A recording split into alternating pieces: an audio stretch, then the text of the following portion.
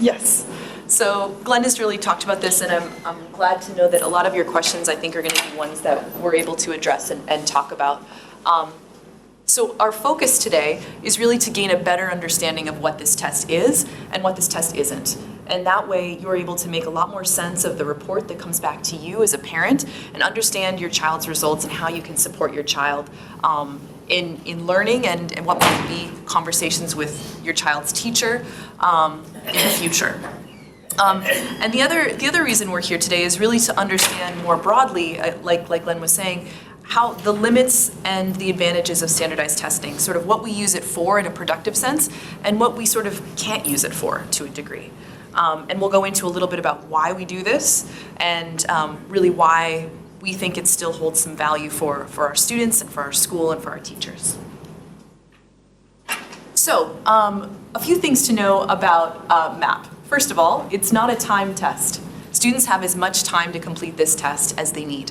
So if your child needs more time when they're taking the MAP test, and that general block of time that we've given in the classroom for the child to take it has run over, they go to a separate testing area, they test for as long as they want. Sharon is there, and they continue to work on the test at their own pace. So unlike other standardized tests, there's no time limit on MAP. The other thing you should know about MAP is that it is an adaptive test. So that means the more questions that your child answers correctly, the more challenging the test becomes, and vice versa. So it's not the same questions for every child. It's not the same questions in every order. It's adaptive to their performance. MAP is a test of English, language arts, math, and science. And we'll get into a little bit more detail about, I think the question over here was, what does MAP test and what do we teach? We'll talk a little bit about what MAP tests and also compare that to what we teach. But these are the broad areas where your child would have a RIT score in science, math, and reading. What MAP shows you, as you can see from your report, are two kind of key areas, key pieces of data. One is your child's attainment or achievement, which is their RIT score, and the other bit of information it shares is their growth. So each time your child sits for MAP, they are given a projection of what their growth might be the next time they take it. And then when they take it, you kind of have a score in relation to that expected growth. And so we're going to go into a little bit more detail to try to understand the difference between these two scores, and also understand what can support students in meeting both their growth and attainment goals. All right, so there were some questions about who takes this test and where and why. So yes, this is an internationally taken test. It's taken in the United States. It's taken in a variety of settings, both public and private, charter schools, as well as independent schools. It's used by different educational foundations and think tanks and research groups to understand student performance more broadly and to analyze data and analytics. So yes, it is definitely a test that if you go back to the United States, people are going to know what the MAP test is. It's very broadly administered. It comes from a US school district where they didn't use MAP, but used something else that you like more. It was the block test in Washington. So one of the rules that we have as a United Arab Emirates in Dubai is that all US curriculum schools must take this test. So we don't have a choice over that. So this is, and that's okay because it's a valid test. You can see 85% of foreign schools, US to all American schools, 85% of Department of State schools use this, and 14% of the US student population take this as well. So this is the test that we are required, and we are okay with that decision from KHK. How long has MAP been around? That's a great question. I think it's been around like It's been administered since 2008. yeah, and I think But it's been before that. It started being used in 2004 trial, yeah. 2006. 2000, so what I can speak to about that is that MAP is a standard-based test. It tests students' performance in relation to the Common Core standards in math, science, and reading. So in the United States, with the rise of the standards movement that happened in about the early 2000s, we started to have sort of a different generation of standardized tests come forward, such as MAP, which were adaptive, not tied to time, and tied to standards. Is it related to Sorry, I'm not familiar with that. Sorry, I'm not familiar. Not necessarily. So our curriculum is also based on, it's actually Aero, which is almost the Common Core. So our curriculum is based on these standards, and this test is based on these standards. So there's a really good correlation between the planned academic curriculum and this particular test. Sorry, what are US, is this a US Department of State school? Yes. So any school that receives money from the US Department of State and is on the list, so every country that you go to, the US Department of State will have a list of countries, or a list of local international schools, which they have vetted and go through a process where they will say, okay, these are the schools that we would recommend that someone who's coming to work at the Department of State from the US, these are the schools that we would recommend that you attend. Okay, question number 2. So did ASD begin math testing after the KHDA mandated that or before? I think it was prior, actually. It was prior to the mandate that we were using the test. So KHDA is actually I actually think that our KHDA is not as old as we've been using this test. I was just going to say, KHDA is relatively speaking, is a relatively new organization in the city. They're connected to the Ministry of Education, which oversees education in the UAE. So they're kind of our local branch of that. But yeah, ASD has some policies that predate KHDA in terms of this test. We also have policies that have come to us more recently that we're working to be in compliance with them as well. Okay. So why does our school participate in standardized testing? You know, at ASD we're all about kind of the whole child and play and integration, and yet we have these tests, right? And what we need to understand is that standardized tests play a part in a child's overall academic program, and we understand both the limitations and advantages of having these as a part of the overall program. So, you know, we really try to see some objective information as a school in these 3 very critical areas of science, math, and reading. It's one way for us to get one data point, kind of one piece of the puzzle, and it helps us assess our growth as an institution over time. It helps us follow cohorts of students, so groups of students that are going to move through our school together to monitor their progress in these areas over time. It helps us assess the effectiveness of our program, from teaching to curriculum to internal assessments as well.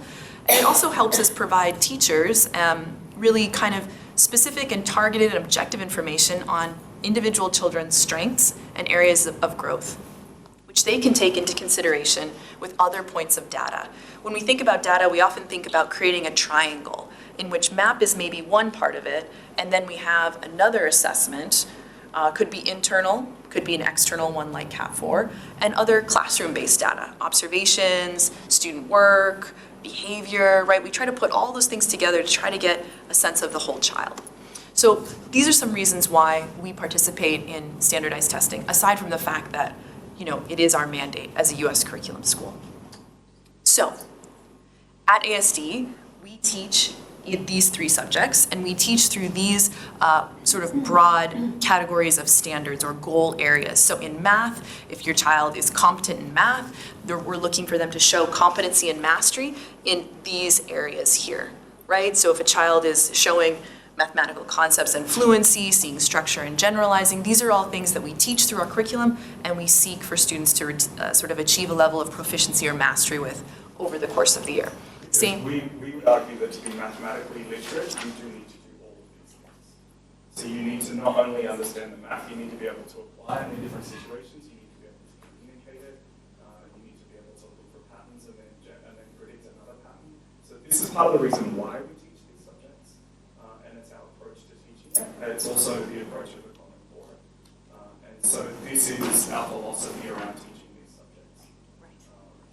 So if a child was just competent in modeling or using tools, we wouldn't say that they're necessarily mathematically literate, because we need to see proficiency and skill in all of these areas. Same with language arts. If a child's particularly good with language, they understand the rules of language, of grammar, of sentence structure, it's fantastic.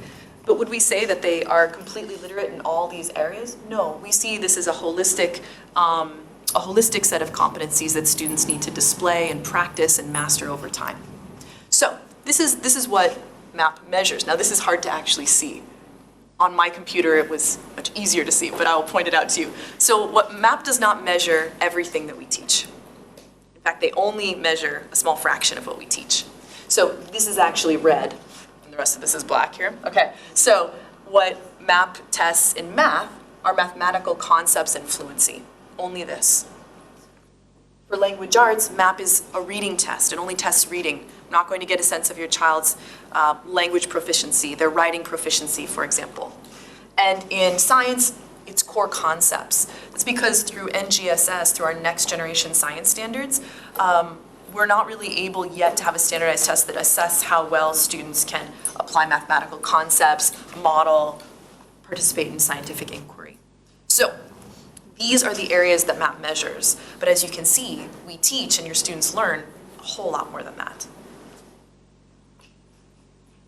So the fact that this assesses that subset is one reason why your general results that you get in a report card might be different to looking at MAP results. Because the MAP is only measuring this, we're measuring all of this. Right, so your child, exactly. So, Could be one reason. right. There's many reasons, there's many possible answers to this, but your child might be above average in this particular category that MAP tests, this particular area, but your child is being assessed and taught and learning in all of these areas throughout in their class. So they might be showing higher levels of proficiency in certain areas than what's reflected in the test. Again, this is one data point that we have to bring into conversation with all those others to really get a sense of how the child's progressing.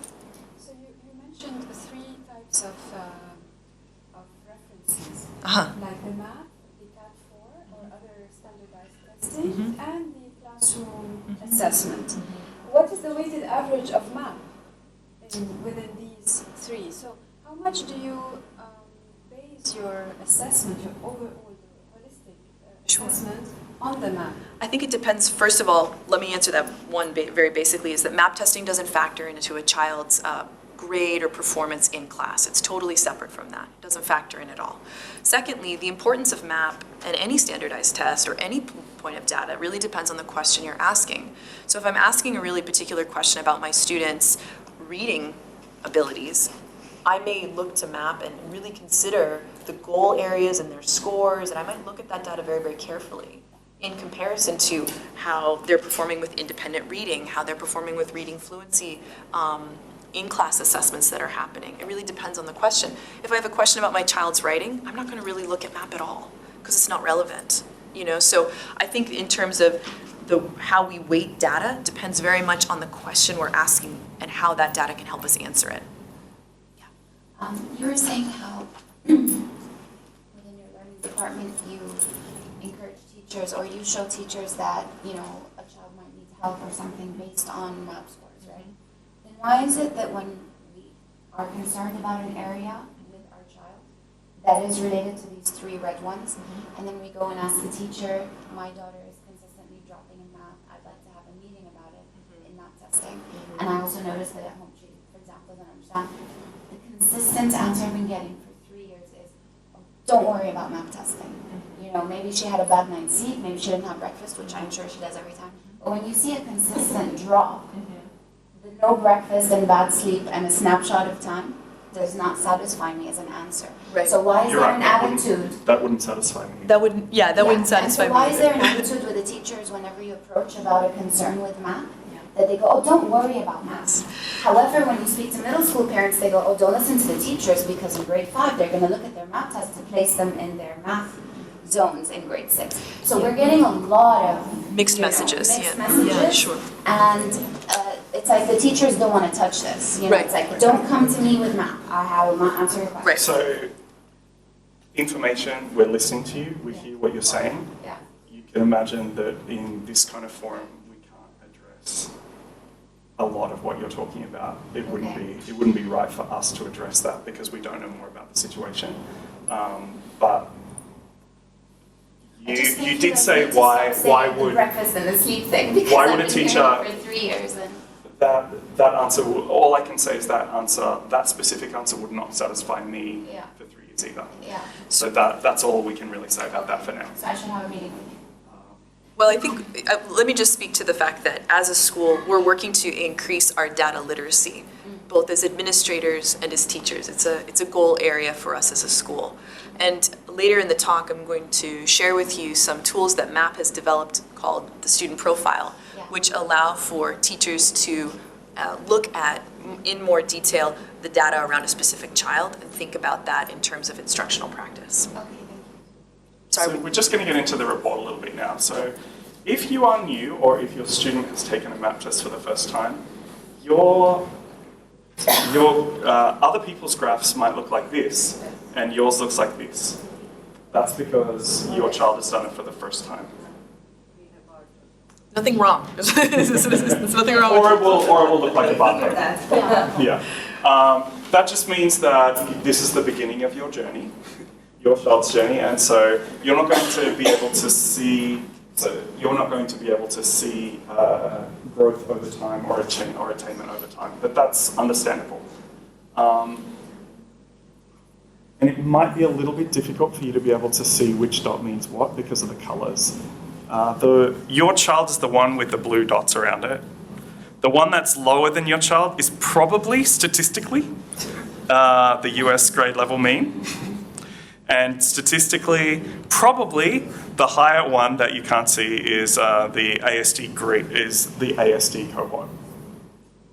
So the lower one is US grade level average, probably. But we can find out. If you can't read that, then we can maybe help you. So first of all, if you could turn and talk to someone else. So there are 3 domains or sections of the report that each have a graph and a table. What are those domains? Won't take you very long. So what are the sections? It's divided into 3 sections. What are those sections? Turn and talk with your... We call this in education, we call it an elbow partner because it's the person who's next to your elbow.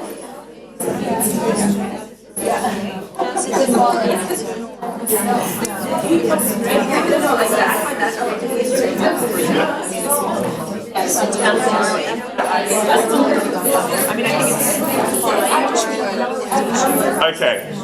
So you probably noticed that it's math, reading, and science, correct? Okay. As simple as that. But like we said, we're going to start at the beginning here. It's no trick. It's not a trick. It's not a trick question. So the next question. Each domain is divided into performance goals labeled something goals performance. How is each one divided? So have a look at each of those 3 sections. How are they all divided in terms of, it says something goals performance? So it might be mathematics goal performance or language arts or reading goals performance. So how are they, what are the categories that come under each of those? The US, is that public schools also? It's a mix. It's a mix. For me, it should be a mix of kind of all the different tools that take that.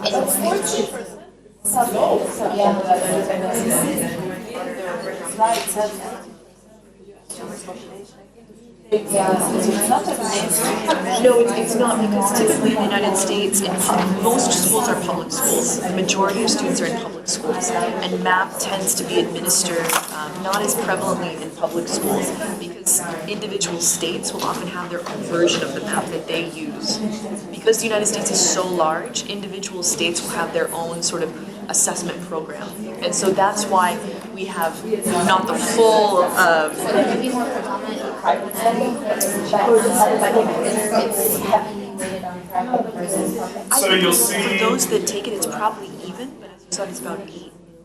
It's taken in the United States. So I'm going to focus on, we're just going to keep this focus on let's how to unpack this report.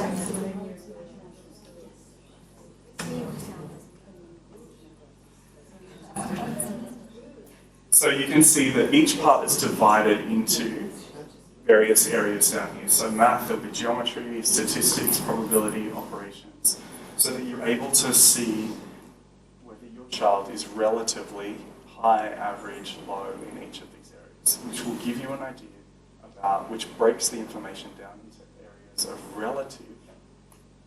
relative strengths and weaknesses.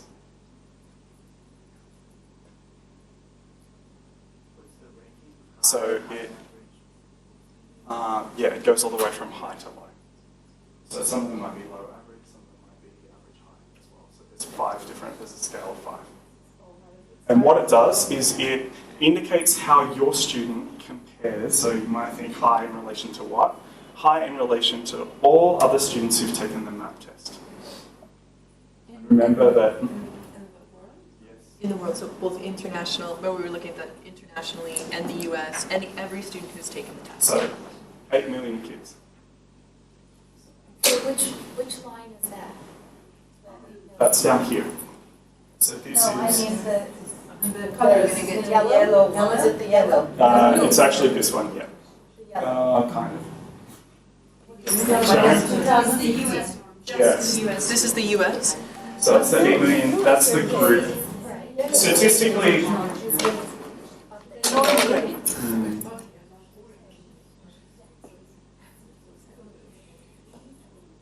doesn't matter, I'm a teacher, I'm used to this. So the norm that's set up for all of this comparison is actually the yellow line here. And the reason that is because statistically, the international schools cohort is statistically in number so much smaller than the other group that all of the norming is done to the whole group, which is 8 million kids. And you can imagine that in the US, there's a very wide range of kids. Just like in international schools, there's also a very wide range of kids, although we like to, in some of our schools, we don't have that range. Statistically, all over the world, at Department of State schools, we do actually see a very similar range of students. So this data it's worth looking at. Sorry, maybe it's a good question, but does the yellow line include the international schools? Like ASD would be part of the scores in the yellow line, or are they? Technically not. exclusive? No, So it that's doesn't. just America. This is just the So US. they normalize it. Okay. Because this was my question, because it's 2015 data, it says. This slide, yes. Yes. So then I thought, so there's some work that's going on, otherwise it would have been more recent data. This slide is not from 2015. No, this one's spring of 2018. This is actually a fall. But it says it's like norms reference data is 2015 or before. On top. So my understanding is what they do is they do some normalization. That was my question, but maybe Ah, that's okay. a question to maths people. Yes. No, it's every 4 years they recalibrate. They recalibrated for that. Yes, sorry. So then, when did you I like the data speak literacy. to the, It's good questions. to the, So we are new here, this is the first time we've done math. Sure. So we're looking at this summary chart or the sample chart, but when we actually look at our own children's data, we only have one single line. can you go back? Maybe let's go back one So should we not slide. have that yellow and red on their own line too? Or I'm just trying to ground myself in, What it does, so this one here is your child, and this is their predicted growth based on how well they did on this predicted test. You only have this because so these lines here are to compare your child to norm groups and to ASD when they took the test. So you do have a comparison. have a line, You don't have a you just have line, the dot. you don't have a Correct. line yet because your child hasn't taken the test over time. So next year, the next test that your child takes, you will get a line. You do have those dots. okay, and on one of them I only have 2 dots. So does that mean one of his dots is on top of? It means one of your dots is so close to the other dot that you can't distinguish. Yes. Okay. Just to be clear, once and for all, because it's not written many places, the norm grade is that 8 million US schools, not the US Department of State international Correct. schools. No, okay, just the 8 million. We don't ever compare ourselves with international. That's not a comparison we use, because it's too small. What MAP has statistically worked out is that comparing us to the other Department of State schools is almost the same as comparing us to the norm group, and so that's what we get. Clear. And then Is that the range that exists within the US group also exists within the US Department of State group, and so it's statistically it doesn't really matter which group we're comparing ourselves to. Got it. And then for the district grade, that's just ASD. Correct. Yes. For the grade? No, for all kids at ASD who took this test In the last 4 years. at that particular point in time. So everybody who took. So this represents all the students that took this test in spring of 2000. Oh, For a so specific it's fall. grade It's level. fall of 2000. For grade 4 or grade 8 or whatever. It's all. Yes. So all the students in their grade, basically, the Basically, 6 yeah. sections. Yeah, so the district is ASD. You can just think of the red line as ASD. So I have another question. How do we find what is the high average and what is that score? So so typically what we do here at ASD is that we give you the overall RIT score, but not the RIT score in these goal areas. And that's for a few reasons. One is because that RIT score, the number of that RIT score, for that to have meaning, it has the most meaning to the child's teacher. Because that score in that goal area is tied to specific instructional strategies that teacher needs to try with that student specifically.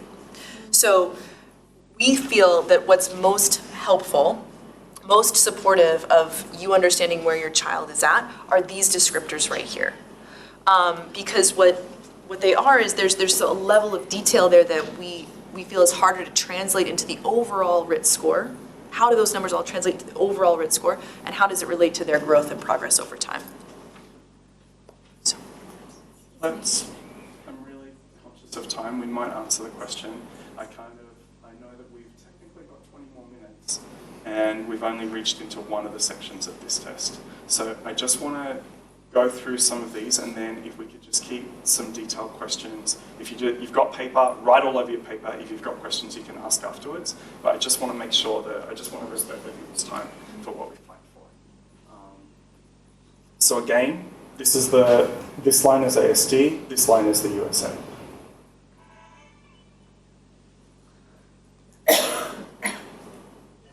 So now we get into percentile ranges. So who knows what a percentile is? So there is a difference between percentile and percentages. So a percent is different to a percentile. You do that. Would you guys mind standing up just for a minute with your scores? So let's say that these 4 students were given a test, and these were the results of the answers that they got correct. So they were given 100, exactly the same. They were given 100 multiplication tables, and they all got these. So could you please rearrange yourselves from highest percentage to lowest percentage? Percentage.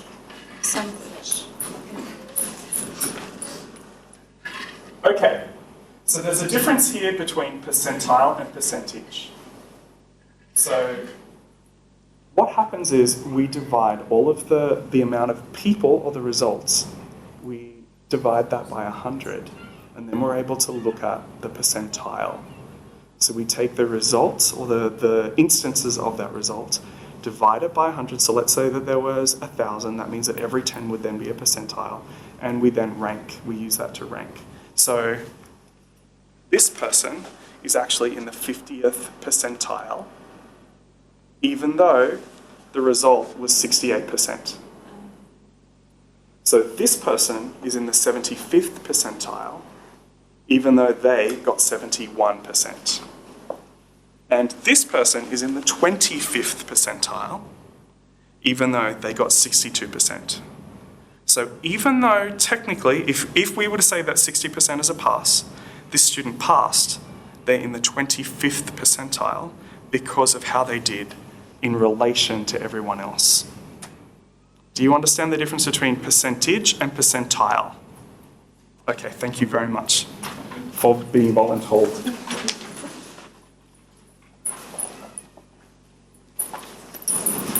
So then we can look at this, and we look at the percentile range. So this does not have any correlation to the amount of questions that your child got right.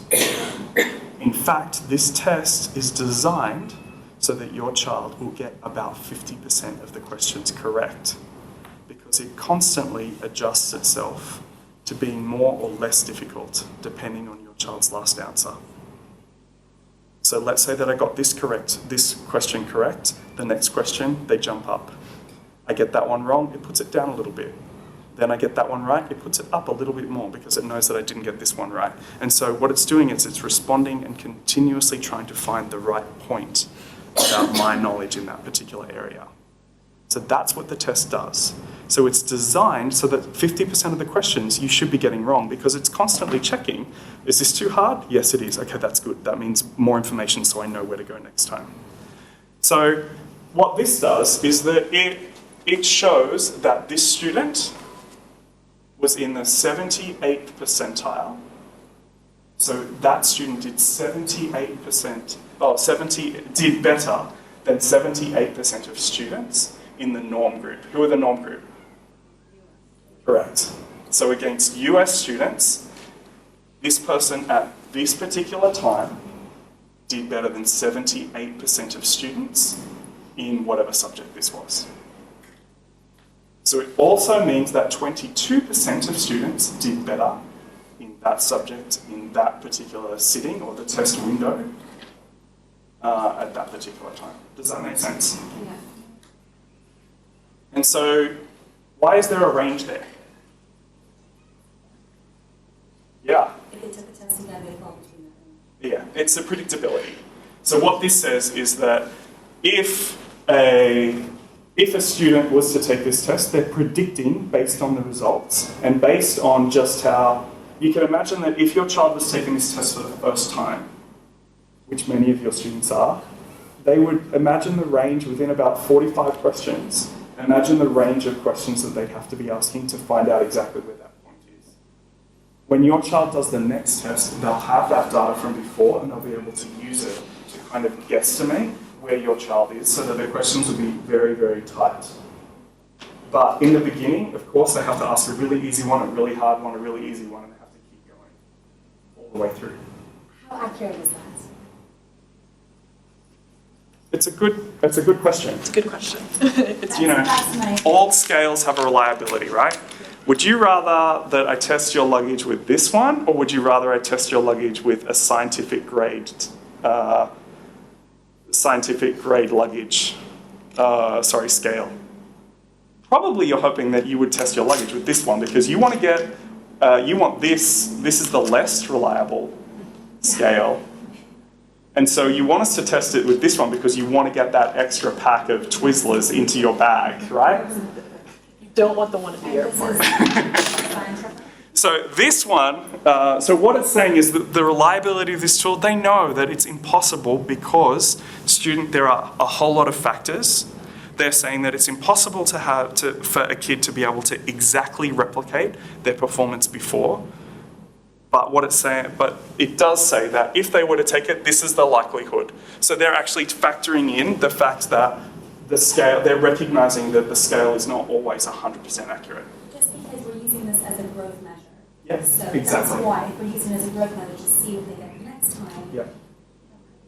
Remember, that's a growth measure in that one particular targeted area, in that whole range of skills and things that the child is learning. So, yeah. You know what?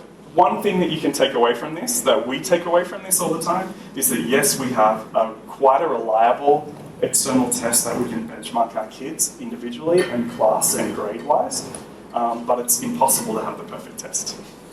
And so what's important is that you, the students, and us all realises what this is good at measuring and what it's bad at measuring, just so that we can have an informed dialogue when it comes to us talking about what's next for your student. The function of the adaptability of the test is one thing that sometimes we think about in terms of how does it compare to other tests that are not adaptable. So that score range is also based on the fact that it is an adaptive test and it's trying to locate the child within those skills and goal areas that it's assessing. So there's a few important terms that you need to understand for us to be able to understand these math reports. One is norm. So norm referencing is when you are compared to other students. So we have a norm group, and that is the group of US kids. And that's because we're comparing ourselves to that particular group. So you'll notice that in our grading system, we don't do that. When you get your report card, we do never rank your student because it's unreliable data.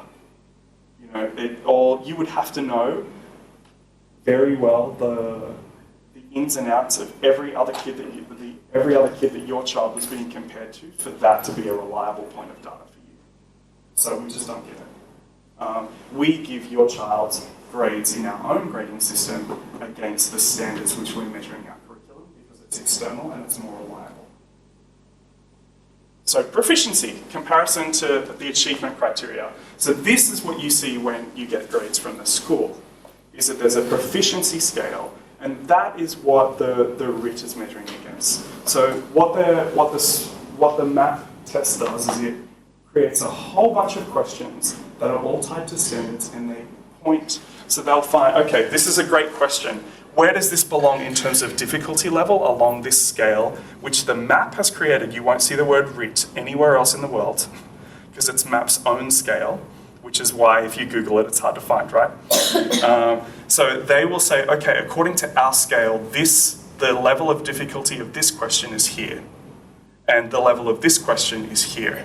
And the level of this question is here. So that is a proficiency scale that they're using. And so growth is then how much better you are than you were before. And I'm sure that if all of you remember when you first came to Dubai and thought about how great you were at driving, when you first got here compared to now, you would hopefully think, I'm a little bit better at driving in Dubai now than I was then. And that's because you're comparing it, you're looking at your own growth.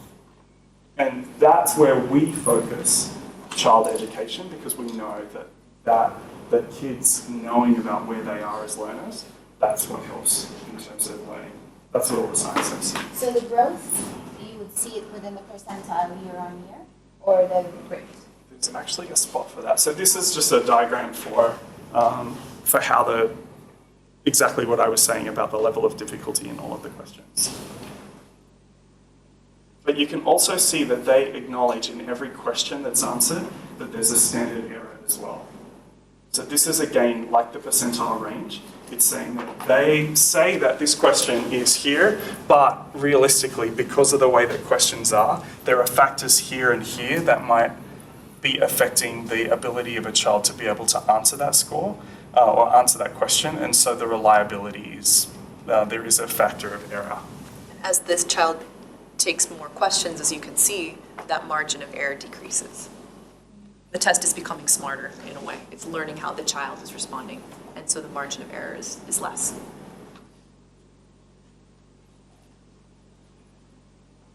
So this is what a classroom distribution may look like.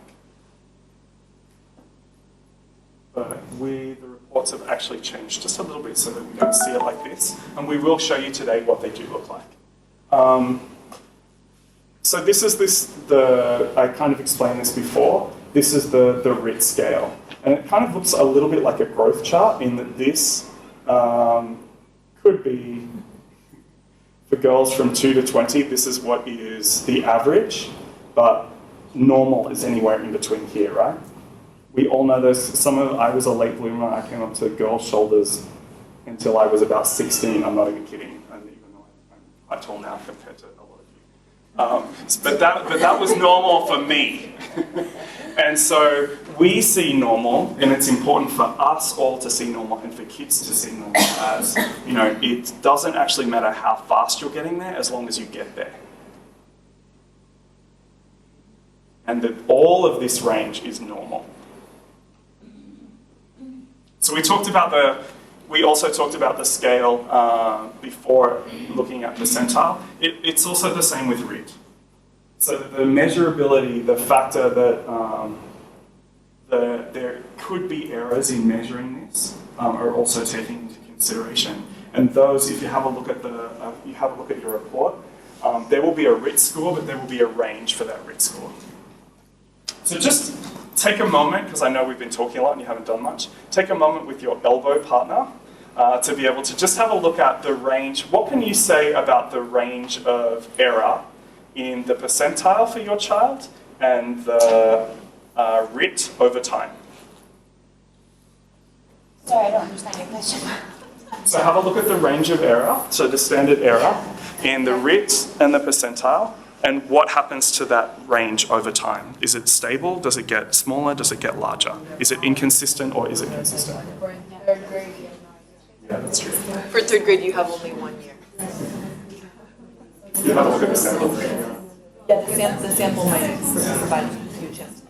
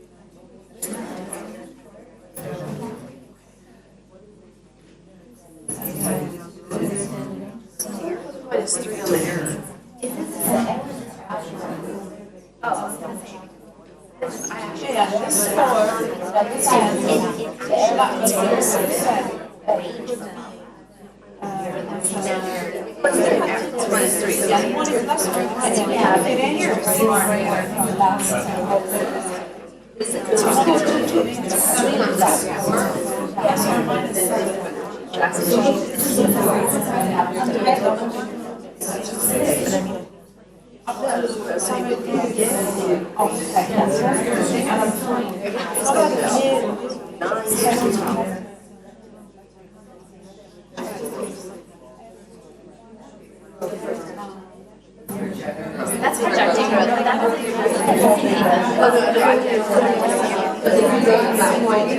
that doesn't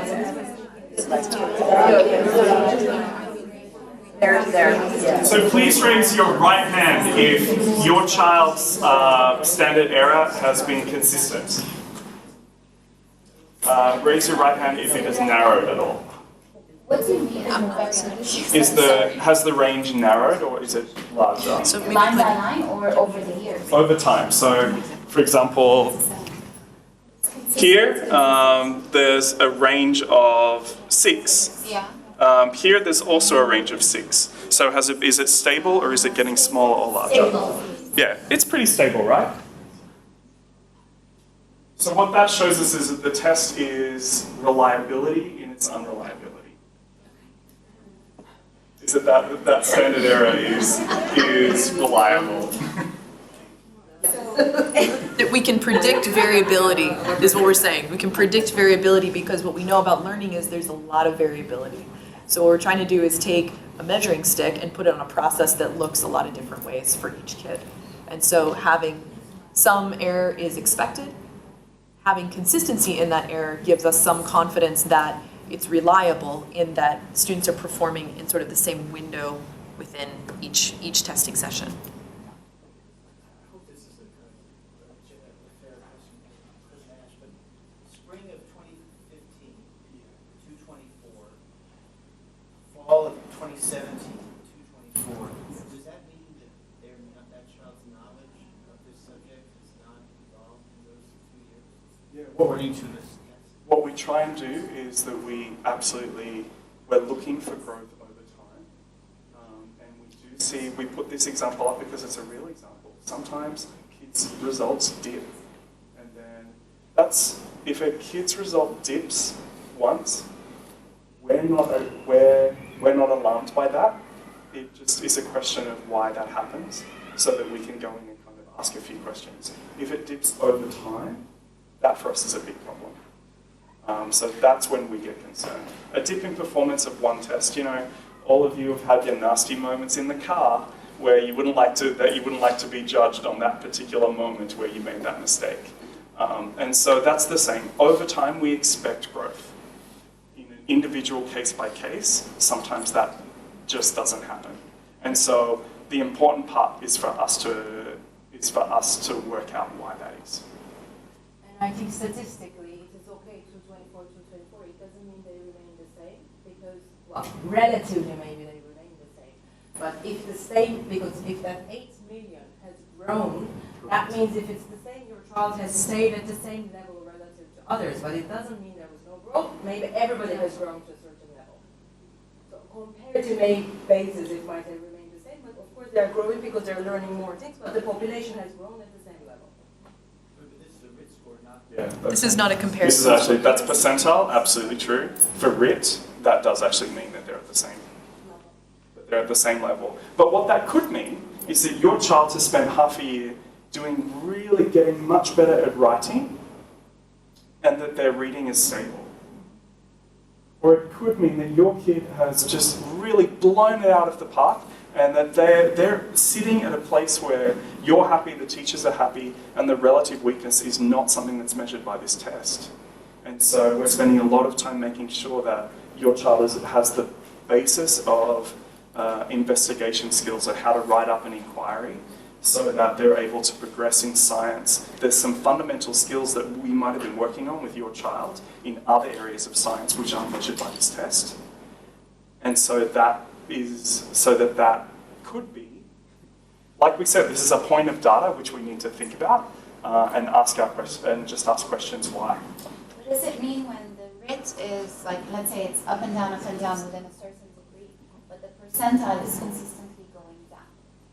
So does that show growth? Or, I mean, does that show that you're still in the same place? Or does the drop in percentile over the years consistently show that there is no growth?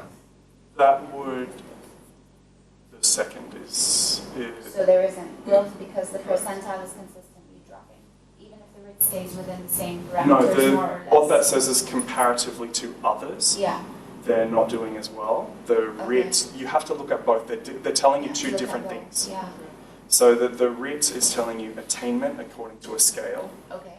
The percentile is telling you you're comparing you to other children. Okay. So those two they're answering different questions. So it's It like- can't be one question that can be answered by So when you those talk two about things. growth, you need to look at both, not just the RIT going up or the percentile going up, per se. You have to compare both and what's going on with both It lines. depends on you're looking for growth in what. Like in math specifically, Yeah. It sounds like we might need a separate yeah. to unpack your particular Thank report. you. Okay.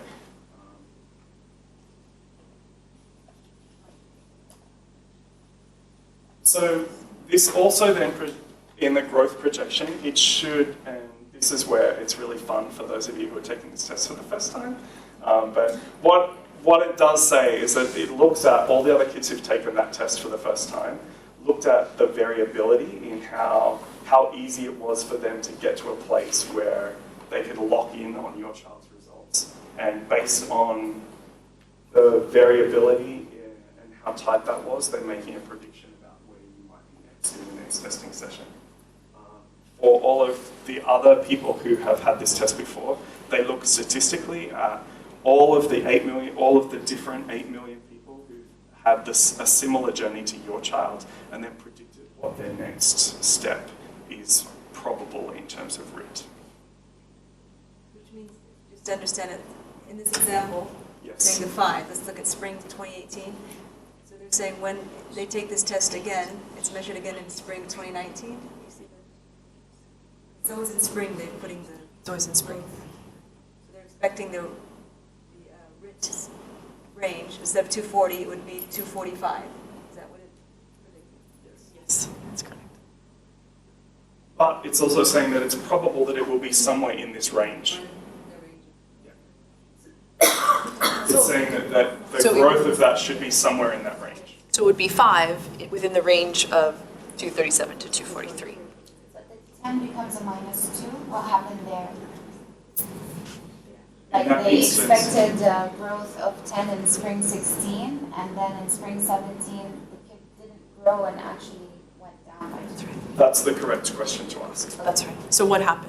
That's the question we Yeah. asked too. Didn't need Yeah. that list. Yeah, that's the question we asked too. We also know that, especially in math, and I know Glenn can speak to this too, there's students are going through developmental changes which affect the brain and allow them to sort of engage with abstract thought and mathematics at different rates. So especially in middle school, when we're looking at grade 6, grade 7, grade 8, there's a lot of changes happening, and that actually affects the way students can perform on standardized tests as well. So they might not have gone through a developmental growth spurt in To be fall able to abstract at that particular level. to be able to abstract at that level of mathematics, but by the spring, they grow hugely. So we understand that those are some factors that can also impact students' attainment here. Yeah. So what is typical is that younger students show more growth. I know that we're out of time. We're going to commit to ending at 45 past. So we're going to be here for another 12 minutes, and then we're going to just want to make So typically we do, you can see, it is typical for students that are younger to have higher growth rates than for students who are older. That is what's statistical. So how do we use this at a school or division level? So what a teacher gets, so we've been looking at the parent report right now. There are other reports that we generate as a school. So all teachers have a meeting after every testing period with an administrator and a coach normally, and they sit down and have a look at, they print out this, or they generate this particular report that shows the distribution for a class against growth and against achievement. So you can see that these students, where's that one here? Yeah. So these students in here, they were high. This is actually a report that from our school. I think it's an elementary class, but we can do this by grade as well as by class. So we can have a look and see that these students are their high achievement and high growth. We can see that these students were high achievement but didn't grow very much. And we can see that these students were they are not achieving highly and they're not growing highly. So on a teacher report, we can actually zone in and hover a mouse over each of these to have a look at which kid is in which quadrant so that we can respond to that. So if I was looking at that as a teacher, I'd be going directly to these kids here and I'd be going, okay, I need to look at this. So I would then have a look at which kids they were and I'd go to a different report, which we can also generate, which then talks about the areas that they're doing well and not well and what the next particular steps are for teaching that particular student. So how to respond to that. And I might look to see if this is showing mathematics and reading. I might check to see where the child's scores are as well, if they're in totally different quadrants for different tests, or if they're in the same one. Question. Yeah. Would you only look at the children that did not so well? Would you not look at the kids who did really well? Okay. No. How can we extend their learning? I was saying that if I was a teacher, the first thing that I do is go, oh no. And because that's me as a teacher. Of course we look at all the kids. Of course we do. Yes. That's part of our job, is to know our kids that we're teaching.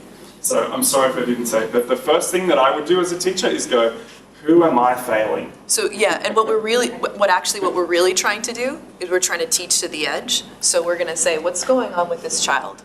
And what's going on with this child? Right? Like, how can we look at what's happening in our class so this child's needs are met and this child's needs are met? So what do I need to do to make this kid grow? And what am I doing what are these kids experiencing? What's working here that I can apply to these kids as well? So these kids are doing really well. It's just that they're stably doing well. That's not good enough for us. These two kids here. Right. Or these two results here. They could be the same thing. Because what we know is that learning, what we know is that growth is actually the measure of learning. That achievement isn't always a measure of learning. It usually isn't. But growth over time is. So we have other we have other reports that we can generate as well. So we can see the overview for whole class sets. We look at this data. We actually have a session in next week. So we have a meeting where teachers will be looking at map testing and Cat4 and comparing the Cat4 results that we have and you get at the end of this year, in January. So the initial teacher reports, which we have some access to, we're looking at those and having a look at what questions we can better answer to be able to compare the Cat4 with the map as well as our own internal data. So we have a structure in place that we're making sure. I think that one of the questions was, how do teachers use this? We use it for a whole lot of things. One of the questions that we want our teachers to be able to answer is, how does this particular student, what's next for this student and how do I get them there? Another question which we want to ask is, are my students in my class achieving and growing?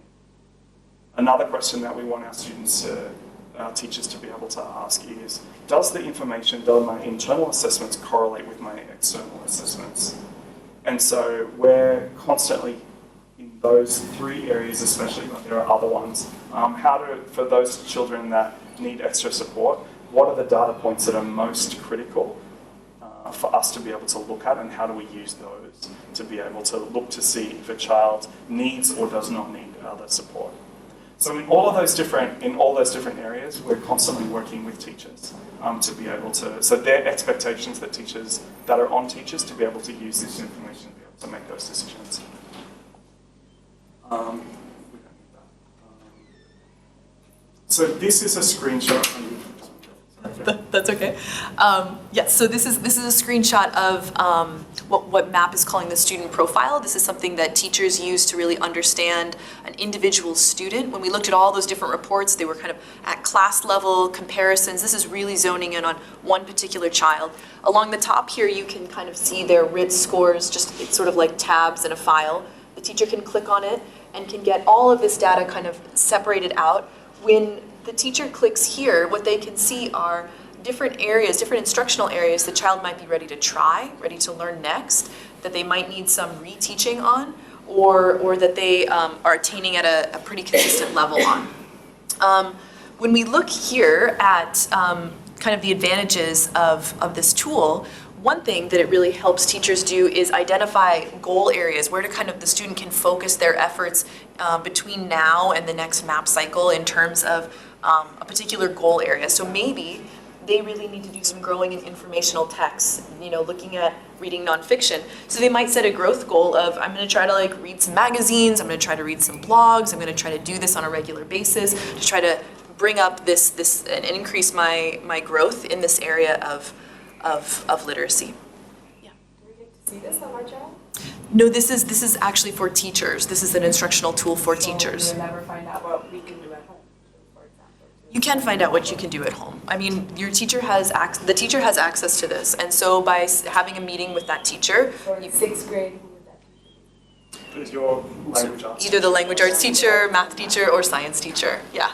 So, and in middle school, this was a process where students sat with their advisory teacher and actually went through a process of looking at their MAP profile and setting growth goals. So you could actually even ask your student what those were, and they could share those with you because they've actually taken a look and used this tool. In fact, hopefully they were sharing those with you last week.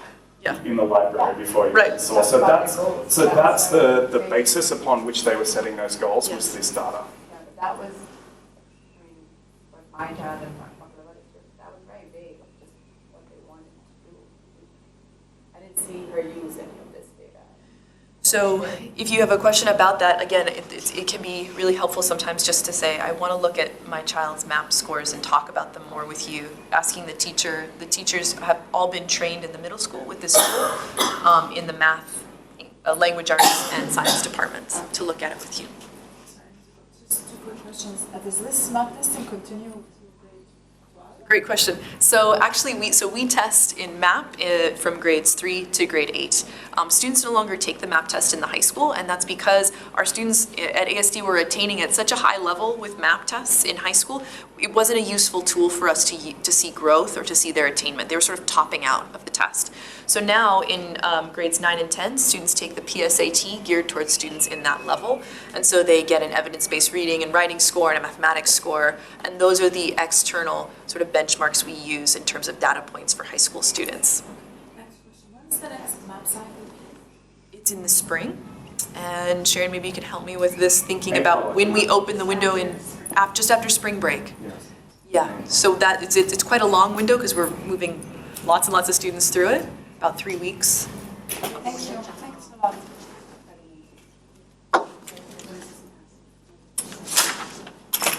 So we also have, so teachers also have access to, this is what the teacher report looks like. It's very similar to yours. Yeah, so once again, this is just a way for, this is a view from the student profile. This is what teachers see. This is what they're interpreting. This is what they can look at with you if you have conferences with them or ask specific questions. Again, it's looking at the student's expected performance. It's looking at it over time. It's comparing it in color-coded bands so you can see the student is consistently attaining at a high level.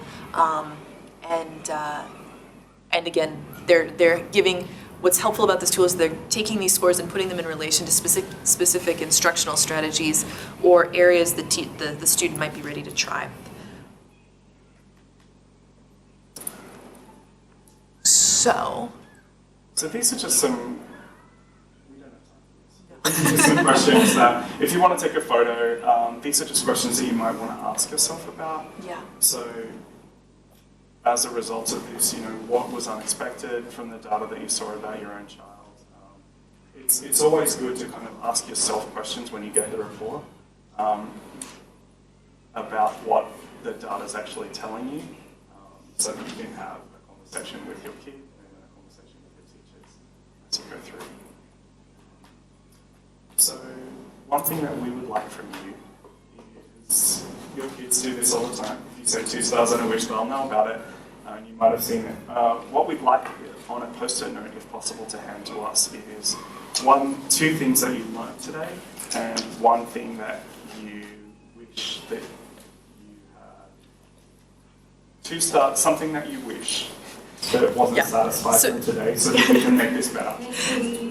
Can use any of these sentence stems to go with your 2 stars and any of these sentence stems for your wish, or whatever it is. If you could just hand those to us on the way out. We almost replicate this exact same thing in the spring. We do it twice a year. If you feel like you didn't get enough and you want it all again, we're very welcome for you to come back in the spring. What's CAP 4 testing? CAP 4 is a different test. CAP 4 is a little bit controversial just because of its application in the UAE. It is an academic potential test that is administered here in the UAE. All new students would have been asked to take this test, and all students in 3 and 4, Three and and four. 6 and 8, 3, 6 and 8, all grades, and new grade 4, new grade 7s, and new grade 9s. Are the results taken? The results will come out with your mid-year report cards. So in January. It's a report you get. It's not a data sheet. It's much more descriptive. There's no scores on it. You're gonna get it. You're You're going gonna to get get it. a You're gonna get it in January. some first semester report.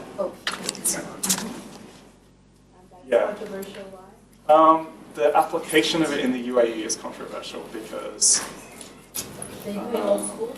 they do it, but so what we know about academic potential testing, the frequency of which that data is reliable, and what we're asked how often we are required to give that test, don't 100% match up for us. So what we would say is that the test is given too often for kids, when potentially their academic potential doesn't change.